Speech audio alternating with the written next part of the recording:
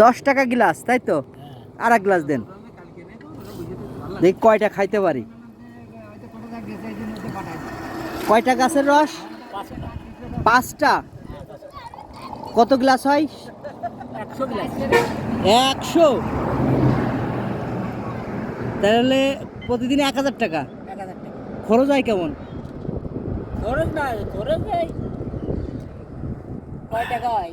5 টাকা মানে খরচ হয়, 1 পাসুন লাগে প্রতি 5 টাকা, তাহলে 995 টাকা লাভ। বাহ। 1 পাসুন লাগে। গুড় বানান না? হ্যাঁ, গুড় আছে আপনার বাড়িতে? আছে, আছে এখন, এখন আছে। কত গুড় লাগবে? 200 টাকা কেজি। আনতে মোটরসাইকেল নিয়ে যাইতে পারবো? এই যে এই যে ওই বাড়ি, তাহলে আছে বাড়িতে? ওই মরিচে। আপনার নাম কি?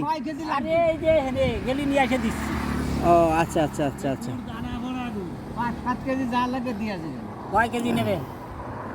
2-3 কেজি তো নেওয়া লাগবে না? দিয়া যাবে। হ্যাঁ, আজকে নিলু এহানো দিয়া যাবে না। আচ্ছা আচ্ছা। পাটালি নিলু দিয়া যাবে না কালকে? এসে তালের পাটালি হয়? তাহলে পাঠালে দুই এক কেউ বানাতে পারে না, দুই এক গাছে। এই 2 গাছে পারবেন না। তা আপনি তো কন্টিনিউ গাছি না, আপনি তো মানে অনেক কিছু আছে আপনার, ভাইরাল গাছি, তাই না? সত্তর একজন 2জন পাটালি বানাতে পারে। এমনি চিনি মিশানো নাই তো? না, ওর কোনো সিস্টেম নেই।